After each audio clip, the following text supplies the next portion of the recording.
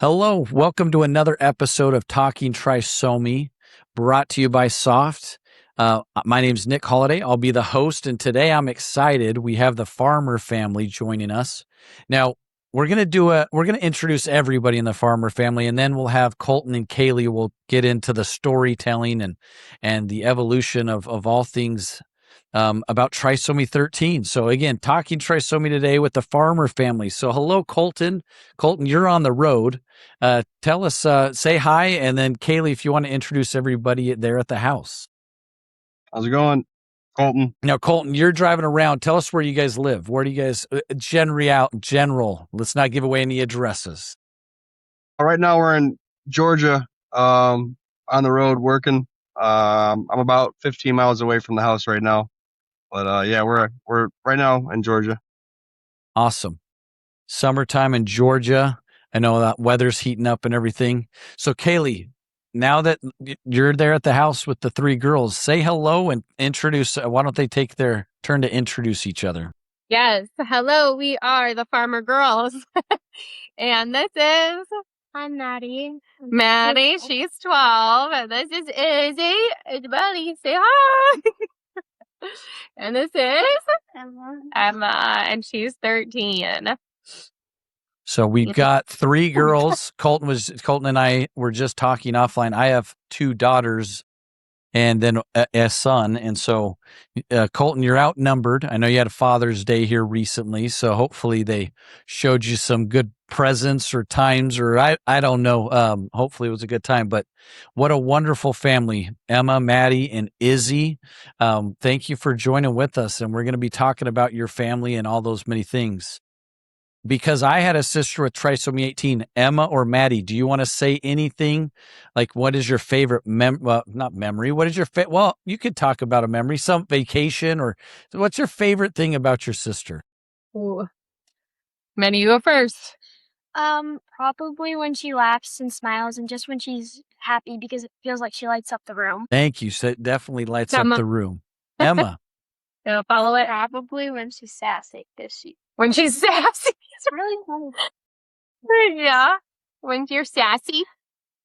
The youngest sister usually is more sassy. I know that's how it is in my house and some of my sisters growing up, right? So we got lights up the room. Izzy lights up the room, but she's also sassy. So it sounds like the perfect little sister. Yeah, these three are three peas in a pod. They just love each other so much. Well, fantastic. Well, thank you for joining with us. If there's anything else you want to just share with the world here on this podcast, share us now, Emmy or Maddie. But thank you so much for saying hello. And from one sibling to the next, I know that I'm a better man, a better dad, a better person because of my sister, Carrie. So I know you two are saying the same thing. So thanks for sharing. Yeah, you ready? Take her away. Oh, Ready? take her away. Oh, go play with Sissy. Okay? Yeah. How adorable. As a girl dad, or I think that's the phrase, right? I know my girls can do whatever they want. My son has to work a little harder for my love. He gets it from my wife, but what a wonderful three daughters. Just a beautiful family. So thanks for letting us intrude today. Well, Colton and Kailey, I know that as a parent of a trisomy 13 child, there are a lot of experiences that you two have had. And today I want to kind of talk about those, probably go back to the early days. I know when we talked a few weeks ago, there's been this feeling of expectation, things you were told maybe at diagnoses, prenatally, at birth, and maybe every step of the way. And it really differs from what you were told versus what is reality, which we just saw. Three beautiful girls, and Izzy in particular, doing quite well. So we'd love to hear those stories, and we'd love to chat about that. So without further ado, let's talk about the early days with Izzy. If you want to go back in time and tell us a little bit about how that went. Yeah, you want me to take the floor, babe? It's all yours. Okay. You jump in whenever, especially if I get something wrong. But let's see. We first found out about Izzy's diagnosis when we were about 20 weeks pregnant with via ultrasound. We did not do any early genetic testing. We're under the mindset, and still hold it, that it wouldn't change anything for us.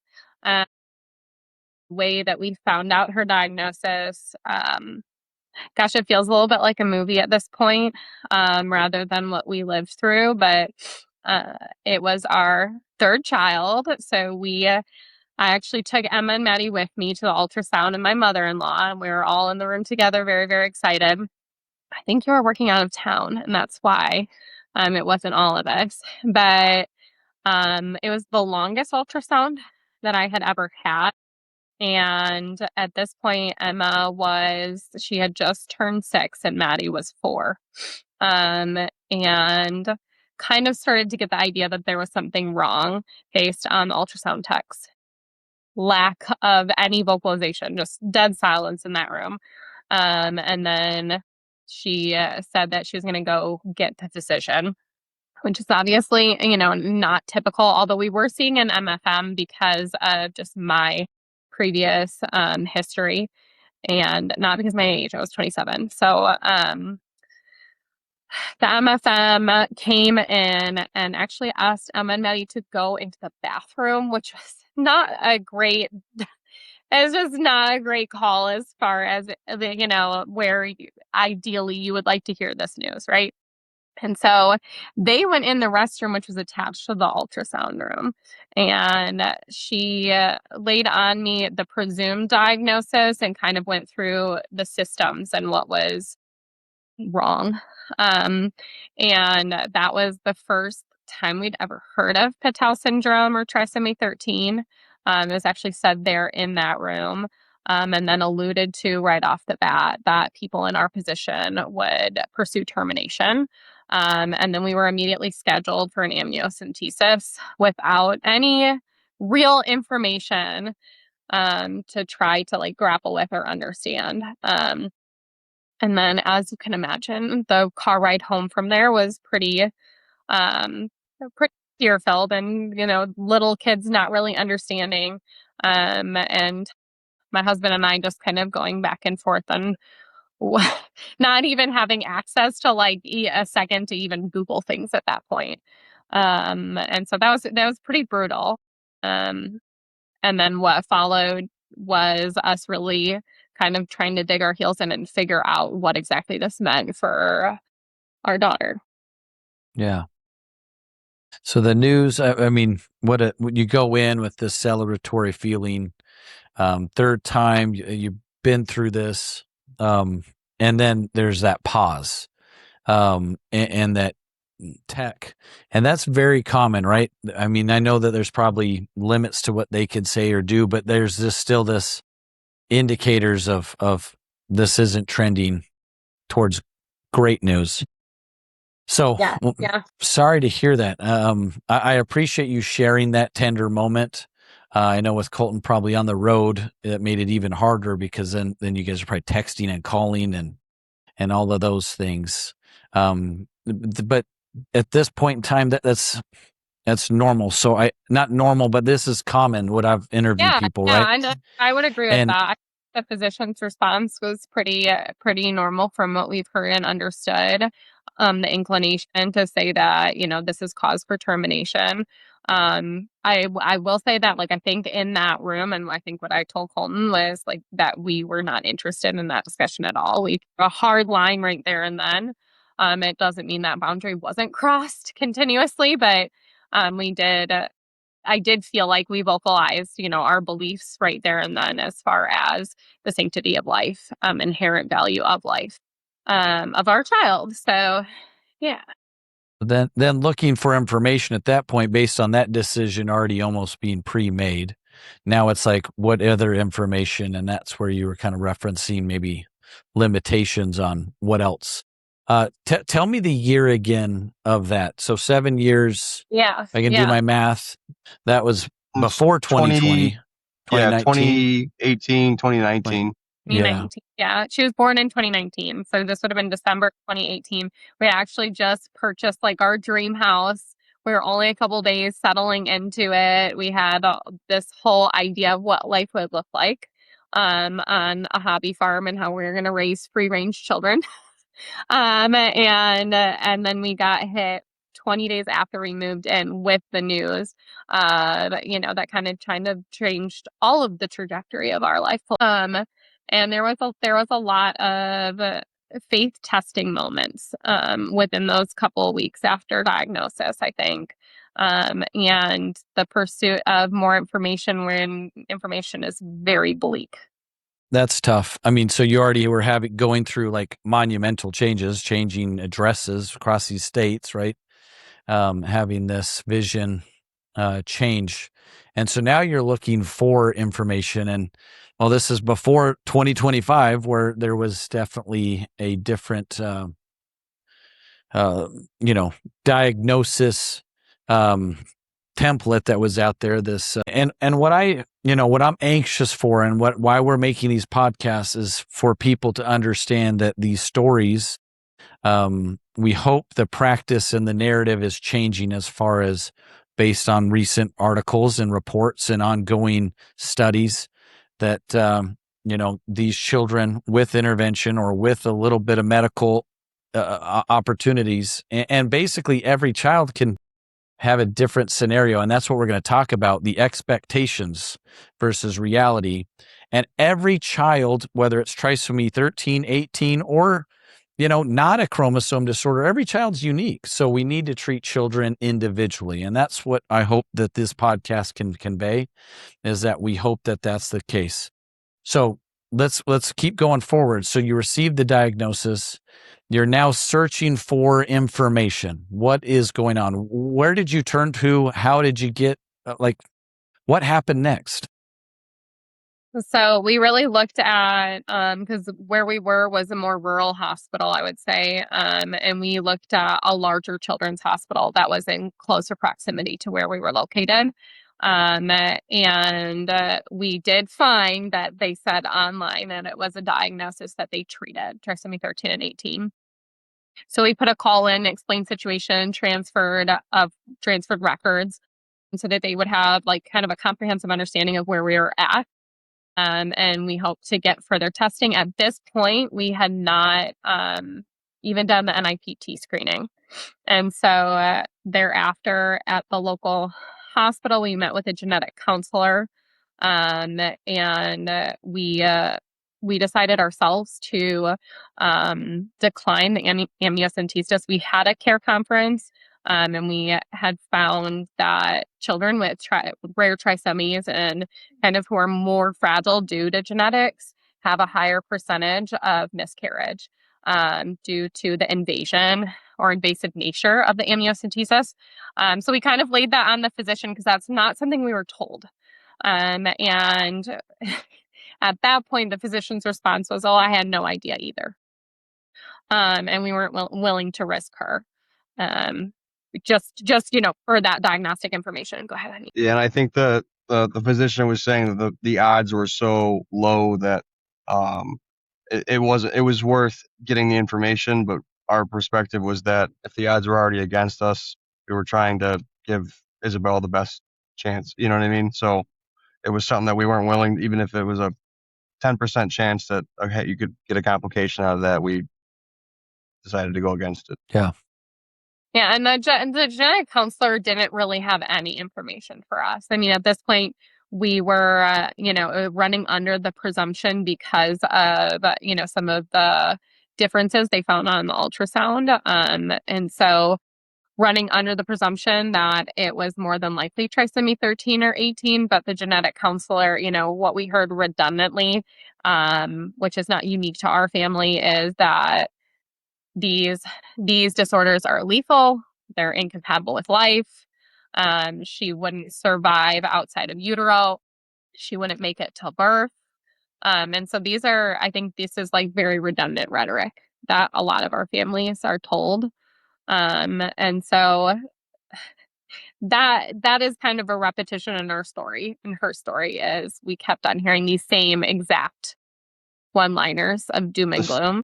The same stats. It was 90% don't make it 6 months, and of that 90% don't make it full term, and it was very convenient ratios that we kept hearing, but it was the same, like Kailey said, rhetoric. It was like 90% they'll make a birth, and then the first week, and it was just very, very convenient statistics that kept getting thrown our way, where it seemed like it was almost repetitive, or it was just a term that everyone kept tossing around.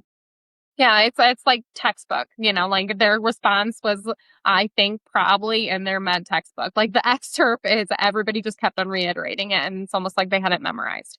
And a lot of it was void of compassion. It was just, this is what it is.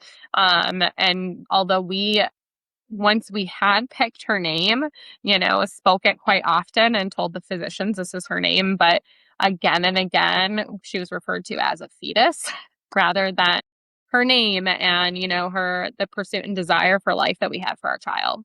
And so we ended up at a larger children's hospital in the area that claimed to treat her diagnosis. Again, we didn't even have the diagnosis technically. We had a screening that was pending. And so Colton and I had a whole stack of appointments set for one day to try to further explore some of the anomalies they found on the ultrasound. So it was kind of like a head to toe of everything that was going on with her. And so the first was cardiology, right? Is that right? Echo. And the cardiologist was very open-minded. We didn't have the NIPT back, at this point. What was found on the ultrasound with the BSD and ASD. And so she was like, this is very basic. This is actually a very common heart defect. And so I can repair this, no problem. There was no stipulations on like her weight, her size. It was, this is no problem. Absolutely. And I think we also then had the fetal MRI, and then we were, given kind of a lunch break. And so we went out for lunch, and we were really hopeful, I think, at this point, from what I remember. Yeah. So a bit of hope from the cardiologist and the MRI, and just kind of looking at this. And what term, describe a little bit more about what the hopefulness was from. Like, was it? I think it really stemmed from the cardiologist saying yes, because at the rural hospital we were at, they were like, we don't have the subspecialists or specialists to treat any of the things we're seeing on ultrasound. We just don't staff. It wasn't a true children's hospital, and so it was more, I think, that there was no hope, and if her diagnosis was in fact trisomy 13, that it was incompatible with life, and that was just, felt like hard stop. And so when we went to this, larger children's hospital in the area, the cardiologist was like our first yes, like our first like, hey, actually, this is not uncommon and I can fix this. And then the MRI, we didn't hear any results. And so it was just kind of us riding the wave of hope from the cardiologist. When we came back from lunch, we saw their genetic counselor. And that point was actually when they called in and faxed over the NIPT results while we were at this appointment, which was uncanny timing. And so that is when we heard the probability of her having trisomy 13 was over 90%. And the probability was for full trisomy 13. Well, so at this point, now we have confirmation as best as you can, prenatally speaking. There's some hope. There's like, hey, this is known, common heart issues. These are heart issues in other children. We have performed this. I'm a cardiologist. I can do this. I know there's definitely markers. I'm no medical professional, but I know there's different markers of things that kids need to have to be able to be ready for those heart surgeries. So we have a glimmer of hope. Can I describe it that way? You just at least have heard a yes or a let's investigate, instead of just, incompatible with life, negative stats. Now we have something to work from. What happens after this? So actually, right after this, if I'm remembering correctly, and feel like it's kind of etched in both of our memories, we were brought into a much smaller room that had quite a few people in it. So there was residents there in addition to physicians and surgeons. And it felt very packed. My husband and I were sitting adjacent to each other, and they already had like the tissue box and everything ready. Like it was right there. And that is when they went kind of systematically down the line of the specialists telling us no in a pretty blunt way. And so the MFM was to my right and my husband was to my left, and MFM was the first one. And the things that he said, some of them I won't forget, others Colton might have to help me, but it was essentially that it was my choice, kind of negating my husband, that it was more singularly my choice, that it actually didn't matter where she was born, that I could have her on my kitchen floor. She was going to die. Again, reiterating, like, not she, but the fetus. Like, this fetus is incompatible with life. It doesn't matter. She won't make, or the fetus. It's so weird for me to even say. But that there was absolutely no chance this was not survivable. And it started with the MFM, and we were really taken back because of what we had, I think, like previously experienced from the cardiologist.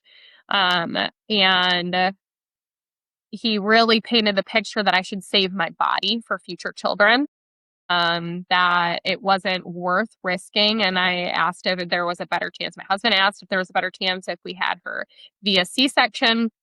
And he said it just really wasn't worth the risk. And that it would be easier on my body to discontinue the pregnancy.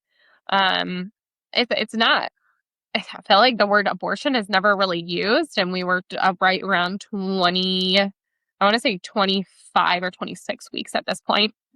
But the discontinuation of, the pregnancy is kind of what was said to us. And then from there in the circle, well, meanwhile, there's residents just observing and taking notes, kind of very void of compassion. And from there, it was the neonatologist who said that she would never intubate a child with trisomy 13. And that was very blunt and shocking at that point, followed by the neurologist who wheeled herself over on a spinny chair and basically showed us some scans that we really didn't have a ton of context for, and said that that Isabel, if she survived, would be seizing nonstop, and she would never know joy, and she would never smile, and that she would be truly just a burden, and we needed to think about our other children. Well, so quality of life was brought up quite a bit, kind of playing on that, think about the quality of life that she'll have, and just a lot of doom and gloom. There wasn't much optimism. Yeah, it was really painted as no quality of life, and no joy, and she wouldn't smile, which seems like such a weird thing to tell, like, parents expecting that their child would just never smile.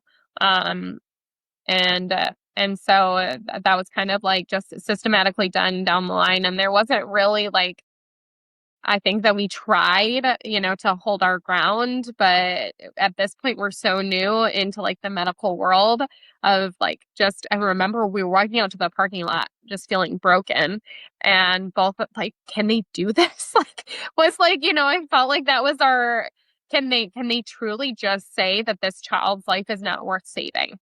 Like, is this legal? It felt like it wasn't, that what happened within that room wasn't lawful because of how terrible and like the things that were said to us. And then we discovered futility policies, I think thereafter, and trying to figure out, has this happened to other people? Is this, solely because of her diagnosis?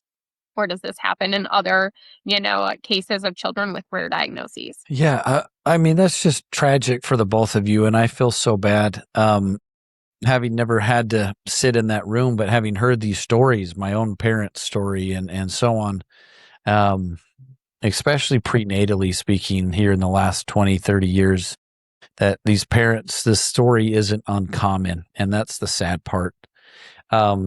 And it's not just a trisomy 13 or 18, which we talk about all the time, or trisomy 9 or any of the other chromosome disorders that we work with here at SOFT. But yeah, rare diseases. expectation. We said it at the beginning of this. That's a bleak expectation. Yeah. Maddie just defied that expectation with what she said her favorite thing is about her sister Isabel. So we've had 7 years to prove wrong for that particular topic and the quality of life and her bringing life. What was it Maddie said? Light to the room, just a joy. So Isabel, wait to stay strong and prove them wrong right from the get-go. And I imagine there's other stories you've alluded to me, that the other expectations that she has far exceeded. But that one is so sad because that quality of life, as you said, Colton, it's obvious to me that those two girls, your older two daughters, really enjoy their sister. That alone is worth a pause to that kind of discussion. Yeah, I think that it goes even further.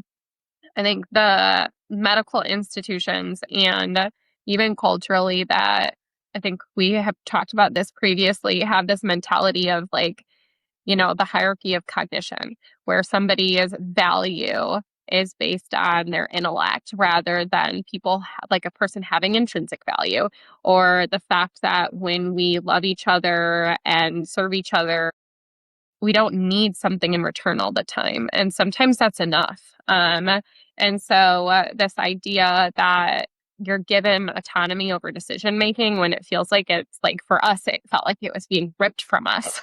It was constantly a tug of war just to feel like we actually, could even meet our daughter.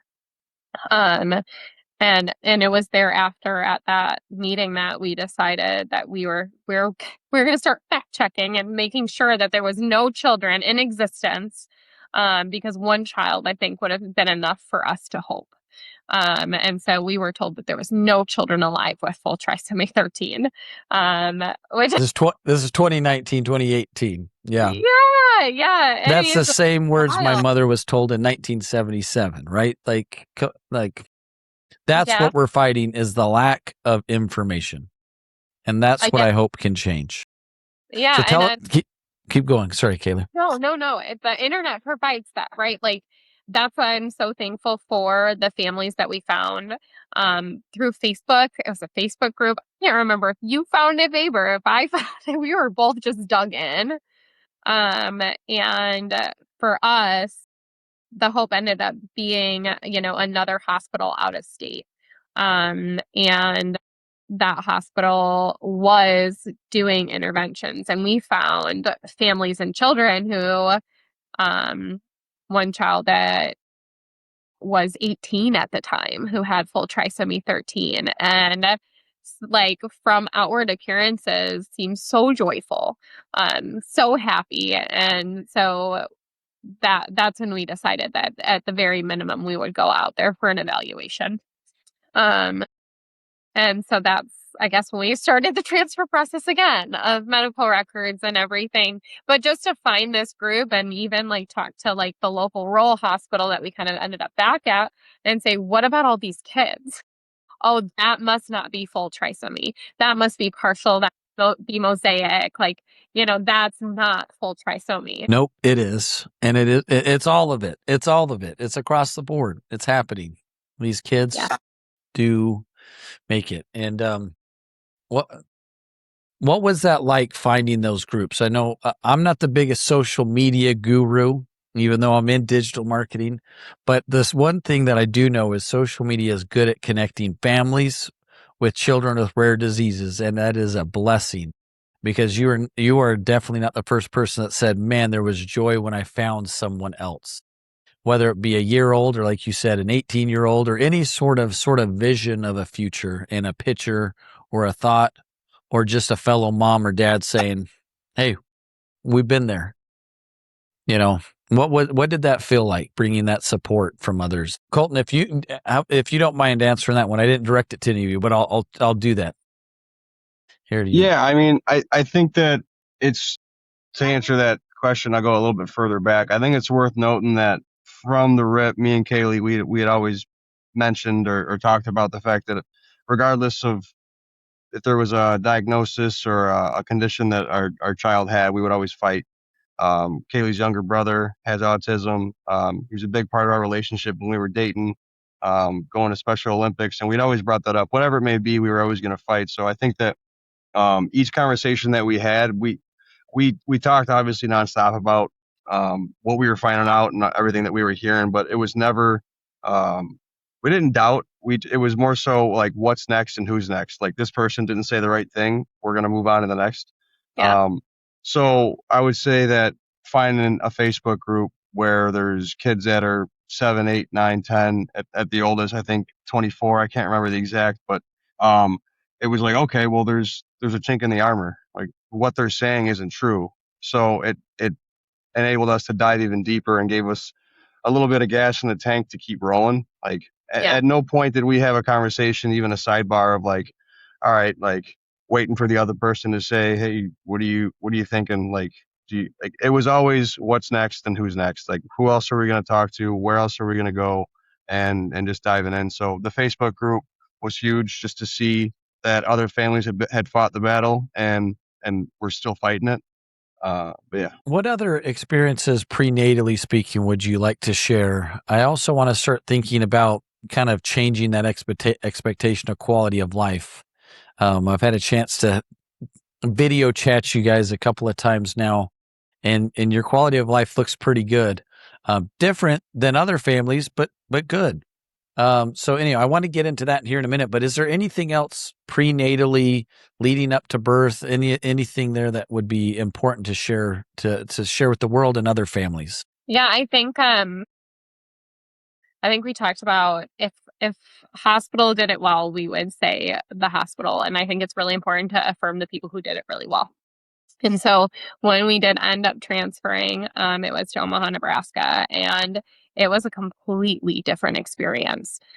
Every physician that I sat down with was that hope that we found in the cardiologist back in our hometown.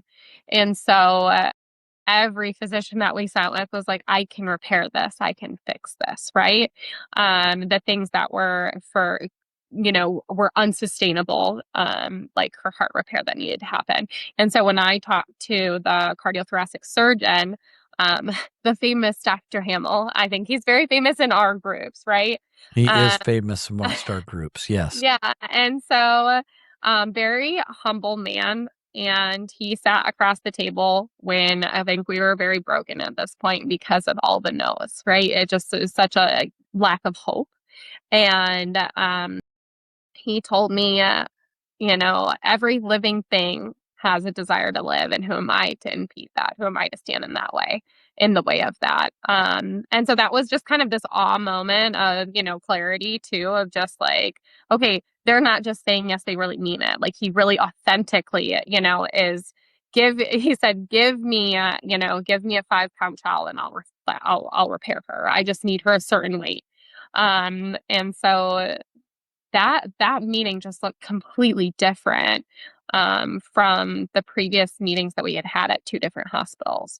And it's so grateful and so thankful to all the people who provided care prenatally for us there and after birth, because it just really was an experience unlike no other in some of the hardest times of our lives. I would say that like one of the biggest things is each specialty more so looked at it like, here's a problem and here are 3 different possible solutions for it. And there was a semblance of a plan as opposed to, hey, like, luck of the draw, guys, it is what it is. It was more so, here's a problem, here's how we can fix it. This might be a complication, here's a potential of an outcome for. There was more so of a plan as opposed to, kicking the can. Yeah. And we ended up in Omaha quite a lot earlier than we had designed because of we still, went back to our hometown hospital. That was the advice at that point that we received because I think at that point we're about 30 to 32 weeks along. And so we were just receiving like very routine prenatal care until at 36 weeks we went in for an ultrasound. And I think this is one of the biggest issues that I think continues beyond even to today, even with the new standard of care, is the lack of information given to the parents. And so we were getting the ultrasound, and the physician, the OB, was in the room. He's actually an MFM. And he, just looking at the ultrasound, just blatantly said to me, is it your intention to meet your child alive? And this was at 36 weeks. And I was pretty distraught and asking him, like, what do you mean? What does this mean? He would not release any information or explain the ultrasound findings to me. He left it at that and walked out of the room. And then my husband and I were trying to get a hold of somebody. We were running into the weekend, and we had no idea. We couldn't see the ultrasound results weren't uploaded into her chart, and so we had no idea what it meant. And at this point, even seeing a couple ultrasounds, it's very hard to tell, especially when there are multiple things going on, what exactly he was alluding to. And so I don't even know how many times we called the hospital between the both of us, just trying to talk to somebody, and none of the MFMs in the practice would talk to us. And so I think my husband made the call of, like, we're just going to pack up and go to Omaha right now. And this was at 36 weeks. That's was that. Yeah. Information is mandatory. We have to give that to families. There's many great things in recent years. We have our books, we have other resources. Other organizations are wonderful, and they are producing great things, and we work together quite nicely. Trisomy 13 families need information. That's our ask. Every family needs information so they can make the right decision for them. Thank you for sharing the reason whys, which is puts you in a situation that is unacceptable for your own peace of mind and your own ability to be parents. And so sorry, but like, here's another example of you guys, just the fortitude of just packing up, we're going. So you ended up at Omaha.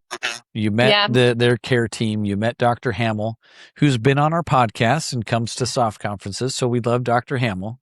And so, I think this is just another example of, you had a plan already. You already made up your mind as far as what kind of care you're looking for, and you're just searching for someone to match that. And when it wasn't the right match, you asked more questions or moved on. Well, and it's the lack of transparency that gets me. And I think that's what gets most families, is there's not the information, even at that point where I feel like we were on very shaky legs as far as our medical knowledge goes. And we're no experts at this point at all. But we were just dipping our foot into the water. Even if he would have hit me with, like, diagnoses that I wouldn't have understood, I would have been able to take action, and we would have been able to look into them and decide for ourselves. But there was no information given.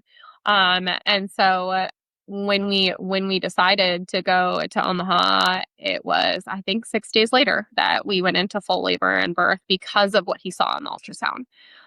So we were so fortunate, and I'm so thankful for the leadership of my husband too, because there's multiple times in our story where he was just like, I just know this is what we have to do.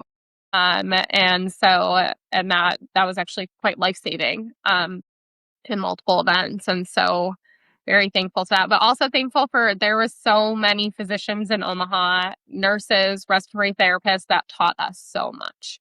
And so, Dr. Hamill was amazing and wonderful, and felt like the door that opened, but then everybody after that was like open arms to our family.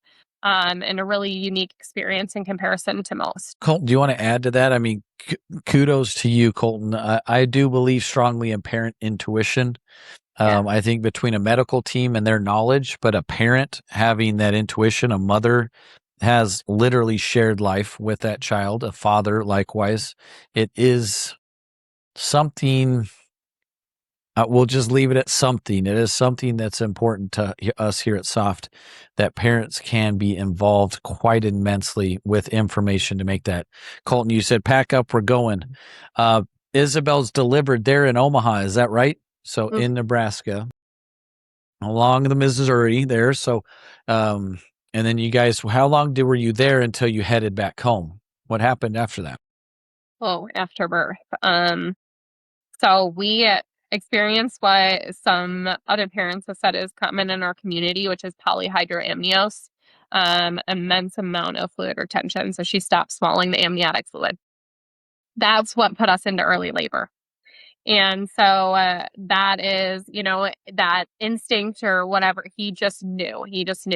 And he knew he had to go. And once I went into labor, he actually started looking into, once we found out what was going on, he started looking into it pretty rapidly, and found another family that chose an elective cesarean section because of the overloaded fluid. And he looked at me and was like, I really think that this is her best chance. And we were in the labor and delivery unit, and we called in the physician, and at that point told them that we wanted like an elective C-section. And so thankful for that decision, because what followed was definitely traumatic, but she survived. And the surgeon who did the C-section basically said that if we would have gotten natural birth, that she doesn't know she would have been able to save Isabel or my uterus because of the immense amount of fluid, excess fluid. And so we had, again, I don't know that, birth is always kind of traumatic, but what we went through with was like very much so. It was so scary and so surreal because she was run out of the room. And Colton had to kind of choose if he wanted to be with me or Isabel. And we were both like, go with Izzy, and so he kind of ran after her, and she was transferred because we weren't able to give birth at the children's hospital. She was transferred to the children's hospital. So he stuck with her, and, and just, he was with her for every second until I could get there, and just absorbing an immense amount of information, in the midst of like just extreme trauma. And I will throw this in too before you keep going, Kailey. That Kailey broke the hospital record for fastest recovery to get and see Isabel. In the history of the hospital, we were told it was like 9 hours from cesarean to traveling to the hospital to see Isabel. So just a little kudos to her. You two are tough. Kailey, you're tougher. Yeah. Yeah, it was, I mean, there's nothing like a separation of baby and like parent, like, and like I didn't get to touch her or anything. She was in an incubator and she was intubated. And so she was wheeled by bedside. And that was just like one of the most heart-wrenching feelings of not knowing if I would get to hold her or meet her. And I think that yeah. it's worth noting too. I mean, obviously Kailey was going through a couple things during the cesarean, so she doesn't remember it as much. But so yeah, whenever Isabel was born, she wasn't breathing. They rushed her and they were trying to intubate her for quite some time. They ended up getting, forget what it's called. It was the scuba mask. It was a breathing mask essentially, but they were able to get that on her to get her oxygen, get her breathing. And it was like so surreal because in the middle of it, they're like, "You want to take a picture?" So they pulled her breathing mask off, and I'm freaking out because I don't know if she can breathe at this point, and took a picture of it. Like all the nurses and the team were very very much so supportive and trying to you could tell they were all kind of freaked out, but they were trying to be calm for us. Yeah. But yeah, that was the first, I don't know, 5 or 10 minutes before we got to separate and go our separate ways for a bit. Yeah. So again, having Isabel needs to get other care, other things going. You're recovering from surgery, a very, as you said, you broke all the records there at the hospital, but like that's not normal. And so it's just kind of one challenge after the other, and you guys just kind of stood the test and went with it. If we could, I know talking about probably the surgeries and other post-birth events and first birthday and all that. If we could kind of summarize this experience, and then I want to start talking about how Isabel has blessed your life. Tell us a little bit about that transition into post-birth, getting back home, just some general goods, bads, difference, examples you want to share with us. I mean, as far as Omaha goes, we were there for 6 months, and she received the bulk of, life-saving surgeries there. And there wasn't, I think, one person that we ran into who put up a fight against us necessarily at this point, and we were involved in rounds. Our girls were in the NICU. This was pre-COVID, so we were in the NICU. Me and Colton rotated every night, just learning as much as we could. We sat in rounds with the physicians, and they explained, I mean, total transparency, everything. There was multiple times where we almost lost her. And she ended up with MRSA in her blood post heart surgery and went into jet. Like, there was some really, really scary moments. And when I tell you that there was no hesitation from anybody on that team to provide full interventions, like, you know, retrospectively, not knowing what we had then, is just, I mean, we had an amazing team. And so Yeah, we definitely got set up we had like illusions of grandeur moving on yes, to the next couple hospitals where it was like, yeah, oh wow, like these other hospitals we went to off the rip, they were just, you know, super against this, but holy cow, look at this team, which it was the best team that we had. yeah. But yeah, I mean, like Kailey said, we had the bulk of the surgeries, trach and G-tube, some kidney surgeries. I want to say we didn't have spinal until we went to Chicagoland. Yeah. But yeah, and then once we were Yeah. in Chicago, Transfer. yeah, go ahead, babe. Oh no, sorry. But yeah, so Kailey hopped on a med flight with Isabel. I had taken Emma and Natty back home. When we were in Omaha, I was driving back and forth. After a certain point, you can only take so much time off of work. So I would say we left maybe a week before you guys flew to Chicago, and then we were in a Chicagoland hospital for another 4 months, I want to say, or something like that. Yeah, no, I think that's right. And she had a couple more surgeries at that hospital that we transferred back to. It's worth noting that there was actually 12 other rare trisomy families in Omaha at the same time as us. So that was such a beautiful community that we formed. We pray together, we'd stay together, like we were talking about all of our kids and their, you know, what they had going on. And you know, through the loss, through the hardship, we really bound together too. I think that was probably more of the women than the men. Stoicism that my husband showed throughout the whole entire thing. He was just such a rock, and so I'm so thankful for that, because it was so much to go through in such a short period of time. And after we transferred back to Illinois, to a different hospital than we had actually gone to initially. So at this point, I guess this is our fourth hospital that we've experienced, but second only to after giving birth. And it was like somebody dumped us in an ice bath in comparison to the care that we had received and the atmosphere. And I think the demeanor and care that she received there was just completely different. The first people to greet us was palliative care, which we had not spoken with in Omaha, other than like a friendly hi, it's going great, like we're good. And the first thing that they came to bedside to discuss was a DNR, even though she was stable. And that was the first experience we had at this new hospital, and we were just kind of flabbergasted because it was a very harsh transition. And very obvious shift in mentality towards Iz. Having felt that demeanor of, I'm going to say it this way, following the incompatible with life, even when Iz defied the odds, is now living, is stable, has had surgeries, has overcome so much. And we know many of our trisomy 13 families have lost children in those stages. As you said, is precarious. And so is defying the odds even amongst trisomy 13. And then you sit down into this new hospital, and again, it's like this feeling, the textbook feeling. Could I say that? Yeah. The incompatible with life is like, they read the chart and it's like definition of trisomy 13, incompatible with life. Let me bring this back up. Again, hopeful that we can get to the point where every kid is treated as like an individual, not as a condition. So you have that experience. How have you held it together, or any advice on like how to navigate that situation?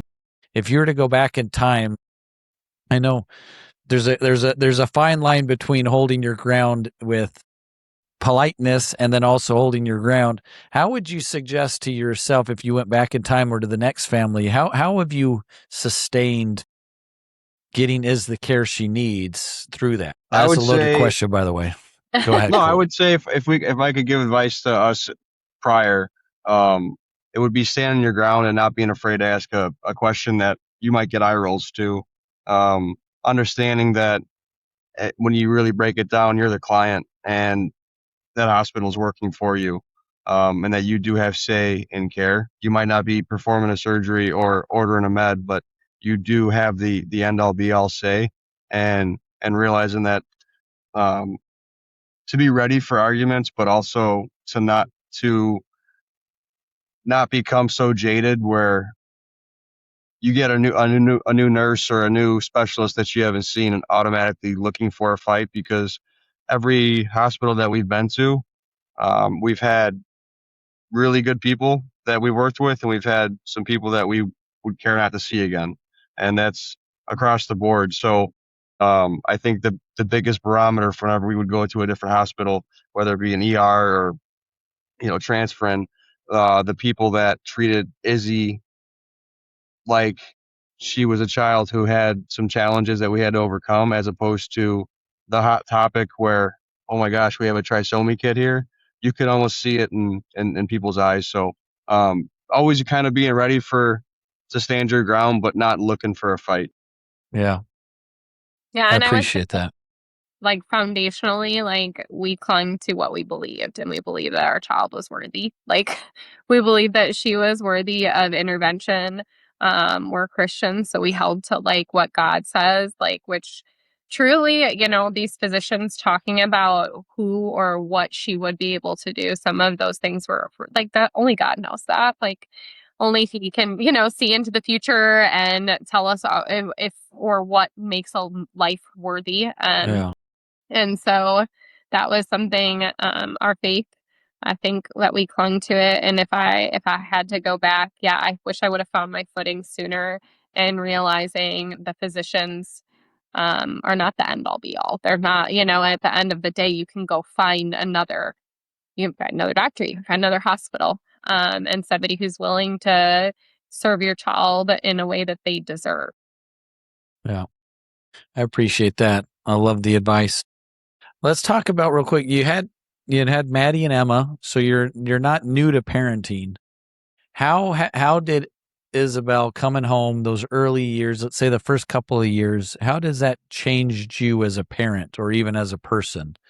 I'd love to kind of get started into the expectations and how she's blessed your life, blessed your neighborhood, blessed different people along the way. But how has she blessed you as parents? I would say she's helped us both adjust our goals, where we've kind of always said it, where we off the rip, we almost tried to help Isabel understand us, how everyone else talks or how everyone else sees it, and adjusting our the way we communicate. We have to learn Izzy's world. She doesn't have to learn ours. And realizing that there's little wins each day, where whenever you're in the thick of it, like, your win for the day could be that you didn't have to put PRN a pain med, and it's almost like a snowball where you're adjusting your goals, where eventually the end all be all would be just getting home. And then from there, you're like, all right, we're home. How do we set up nursing? How do we set up a 1880s farmhouse for a ventilator? And it's just adjusting, and it's made life complicated but simple at the same time, where you're not looking for your next vacation. You're not looking for the next iPhone. You're just looking for what legitimately matters. I think that's what she's changed me most. I know Kailey's. Yeah, I think I would definitely echo all of that. I mean, she has brought us all so much closer, like, physically, emotionally more intimate, just because, like, we have to be able to communicate with one another, like, we have to be able to know how each other is mentally doing, and our girls the same.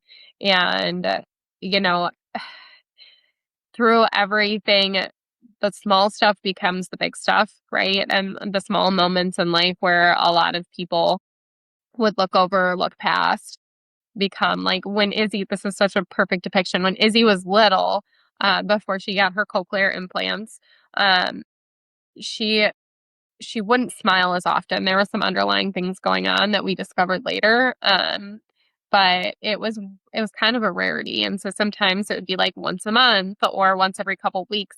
And she would smile and she's smiling. Everybody would run into the room and just collectively kind of like rejoice in the moment. Unbeknownst to us at that point, there was a surgery that went awry, and she actually had a blocked kidney because there was a misplaced medical clip. So she like was having ongoing pain, but despite that, that she wasn't able to communicate at such a peanut size, like she still was happy, and she loves her people. Loves her sisters immensely, loves her dad, and the way that she interacts with everybody is so special. But it was just this these moments of just pure joy. And I think that people can find happiness throughout their life where that can come and go, but joy is something interior that just bursts out. And so just seeing that with her and everybody's reaction is just, I think something that we continually have is where maybe not everybody rejoices in their child just smiling. Yeah, Izzy has become go ahead. Izzy has Go ahead, become Colton. the easiest barometer for if I'm personally gonna like somebody when I meet them. Just more so. Yeah, I mean, you can usually tell the look on someone's face. You're like, all right, well, we can get this conversation over. She makes things, like I said, simpler, but it just it adjusts just your gold. I think that we had talked offline about it, where the things that everyone else is complaining about or are nervous about, mad about, it's water under the bridge. It's more so it just simplifies things. Yeah. I'm so glad you shared that. So I have 3 sisters. My oldest sister lives in DC, having a blast, 3 kids. Then Carrie, trisomy 18, and then a younger sister that had cerebral palsy due to hydrocephaly and some other complications. And Colton, the way you described your daughter Isabel, as she could judge people, Savannah could do the same thing. So as a teenager, I'd be like, I can't be friends with him anymore when he came over. So if Savannah doesn't like you, I can't like you. And she's a quick judge of character. Non-verbally, all the limitations that she has, which probably would be a little bit like Isabel, where it's like, it's like they can get to the heart of someone very quickly. And, there's just all those blessings that they bring to the world.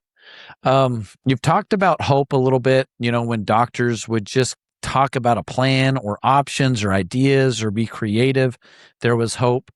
What does hope look like right now? What are some of your guys' family goals? What are some of your outlooks for Isabel and Emma and Maddie and just as a family? What are some of the things you guys are hopeful for in the future? I'll go first because I think Kaylee will go a little bit longer. I would say our biggest goal right now, outside of PT and the goals there, but we're trying to build memories and spend as much time as we have as we can right now with all the girls together.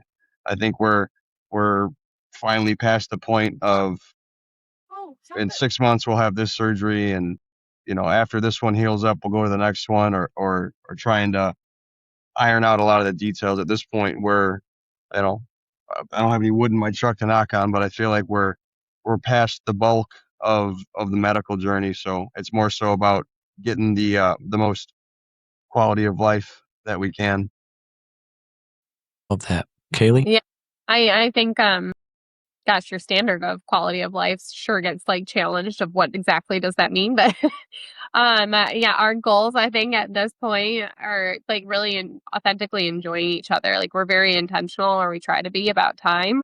And getting Izzy to the point of stability is huge. We I think the small stuff again becomes the big stuff. So we recently took her boating for the first time, and we made it to the beach, and now one of our favorite places to go is the beach. And so I think making those memories and those moments together, because I mean, nobody knows how much time they have with each other, and that's the reality of life. And so we treat every day, we try to, as a blessing, and we try to approach everything with gratitude. I think thinking back on the previous question of the change that Izzy has and the impact of she's had on our lives is I think that we're all just much more than we were before, just filled with gratitude for every moment. And we give each other a lot of grace too. That's like, like that's a big shift of trying to be patient and trying to be understanding, but very thankful for every moment. Yeah. I mean, it seems like you two, like you said, your families come together stronger.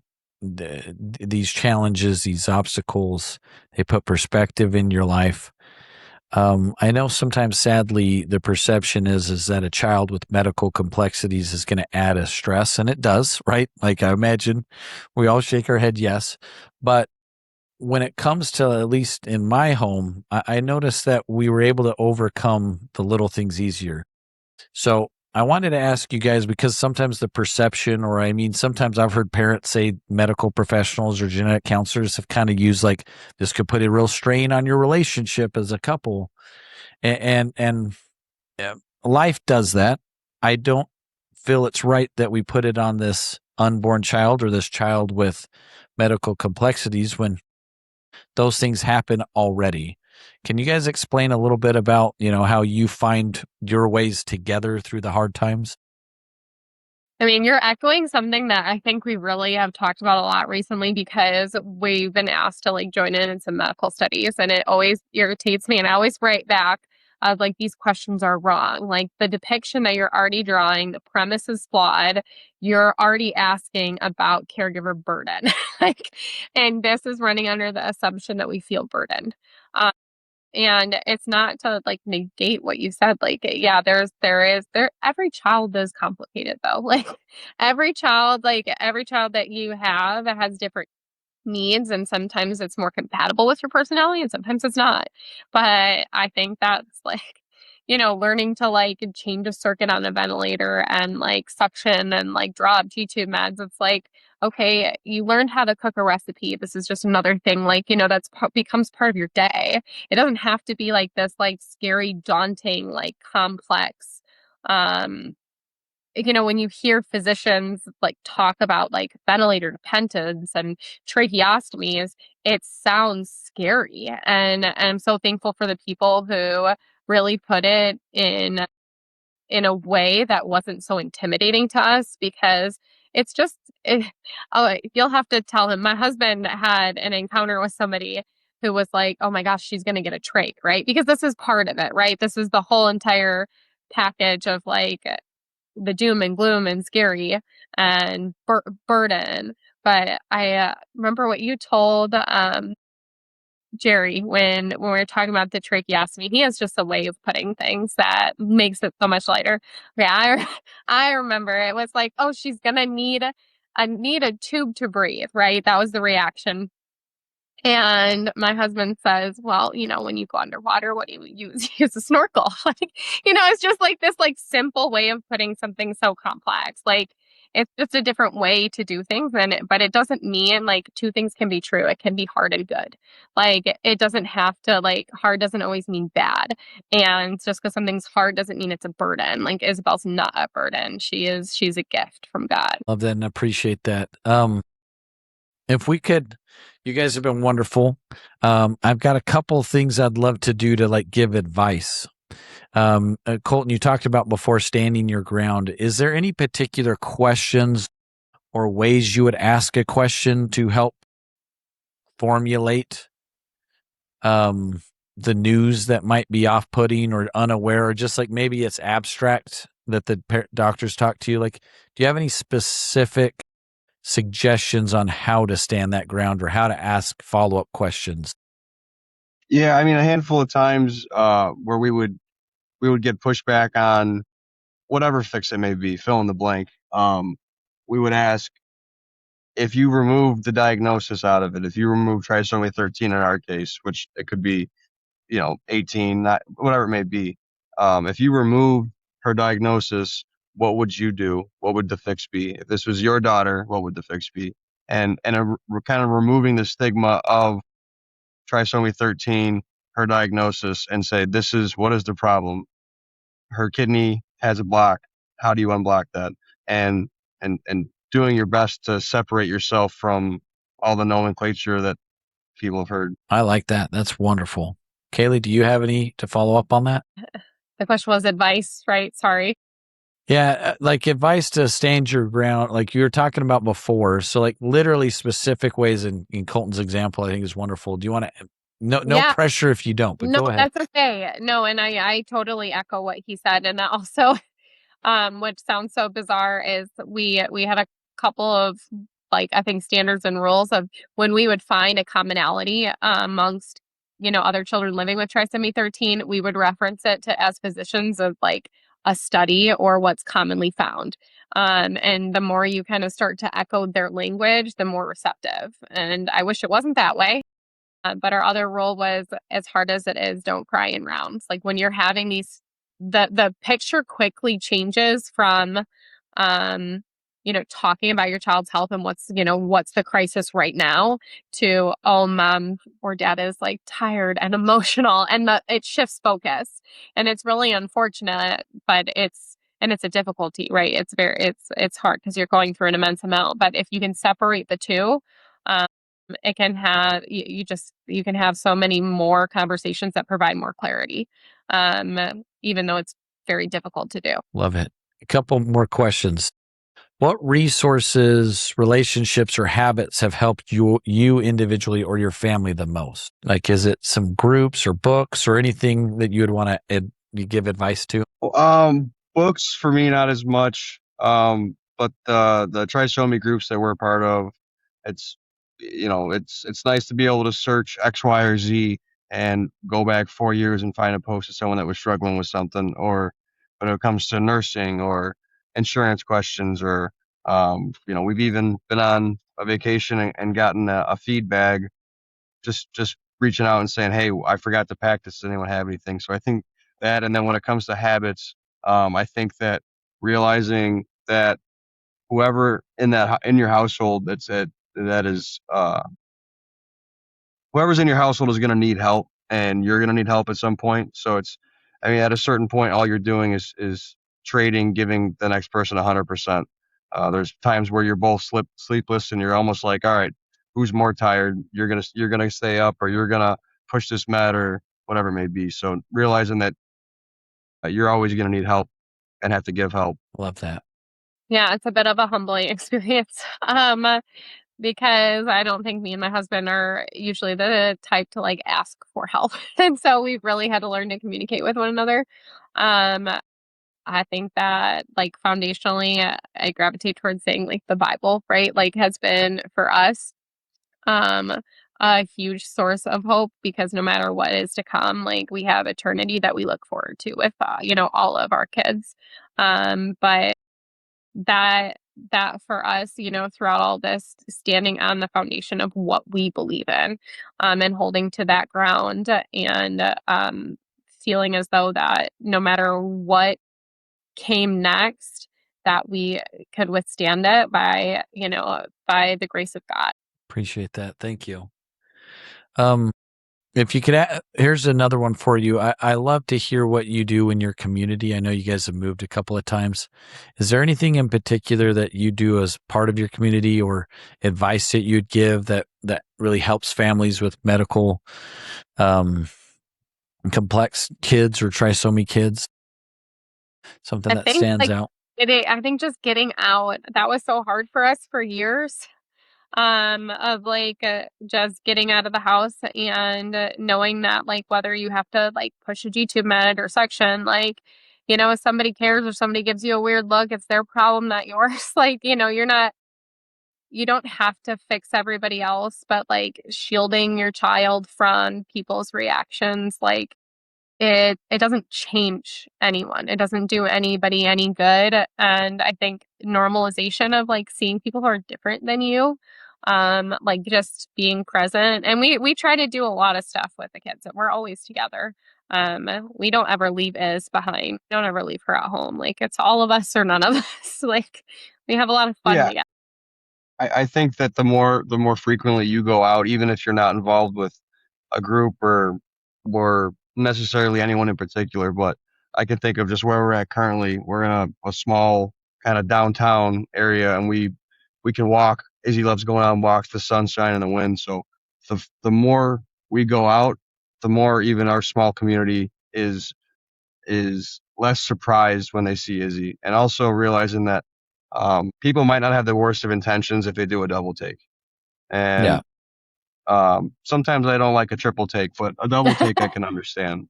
It's not Yeah. it's not everyone's normal, but I do think that the more you go out, you almost, I don't want to say advertise, but you can kind of change a stigma without handing out pamphlets. Just going out and getting ice cream with your family, and like if it may come up in conversation, yeah, well, she's got Trisomy 13. Well, what's that? Oh, and it almost, it's like guerrilla marketing unintentionally, just by going and getting some food, because we've been out here for a year, and the side eyes, they're kind of fading away, where it's, we go to a certain restaurant once a week and it's like, oh, hey, we got your table set up. Like, it's the more the more normal you can make your life, or at least attempt to, the more it kind of is infectious. Yeah, and I would definitely agree with that. Like we've definitely been surprised in a really positive way by some. I know sometimes I'm guilty of double taking because I'm like, wait, is that a G tube? Is that, now I'm playing like wait, is that a trisomy kid? What? Yeah. My favorite is at conference when like 8 G2 beepers like going off, and you look in the dinner at like 8 families are like, no, it's not me. It must be you. So yes, when you are the lone family in your town, in your community, or at your church, always reference, we were always sitting on the pew with the handicap section because of the wheelchair. Now, the wheelchair comes in handy with little ones. I was younger than Carrie, so I got a ride on the wheelchair, like on a footstool. So I can only think of good things. But yes, the exposure, helping neighbors, friends, families get aware of the differences and the blessings that come with each of us being different is wonderful. I appreciate you putting up with all my questions. Let me see. I usually like to ask one more. Let me check my notes here. Just kind of in closing, what part of Isabel's story do you want most people to carry with them? Like, what is it that so far, after 7 plus, going on 8 years, that Isabel's been in your life, what would you like the world to know at this point? I was gonna let you go first since I'm long-winded.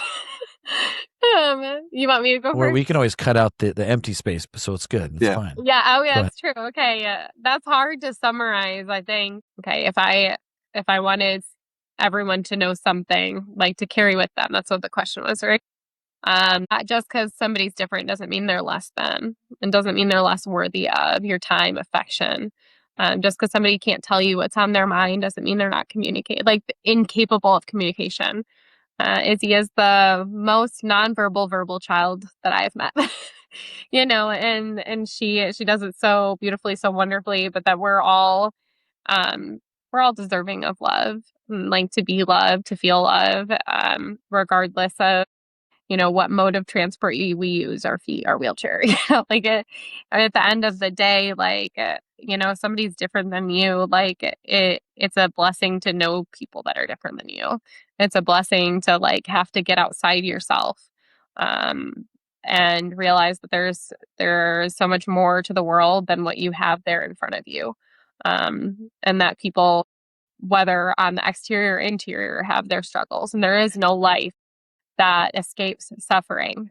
But every single child is worthy of the opportunity of life. Appreciate that.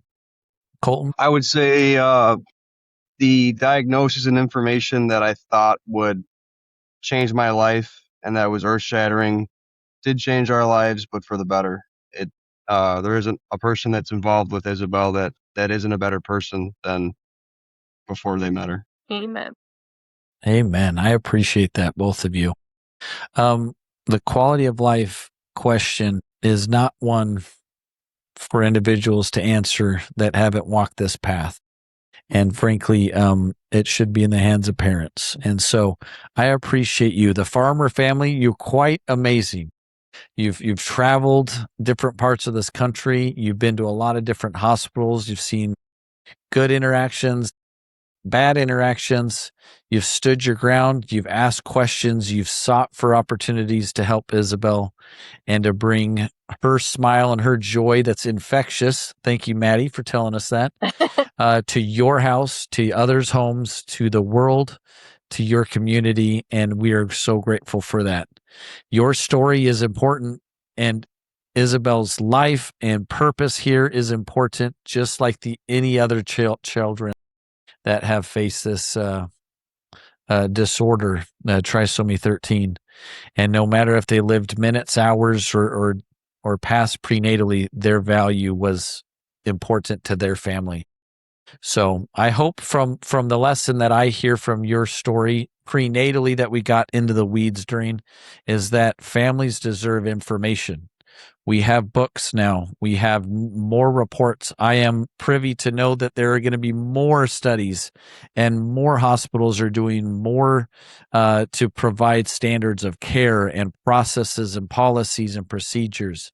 There are only a handful of hospitals at this point that I could name that are doing that, but I do know some are asking what else can they do. So we hope here in the not too future that every hospital, whether big or small, knows exactly their limitations and what they would do to help families either through referrals or transfers or what have you.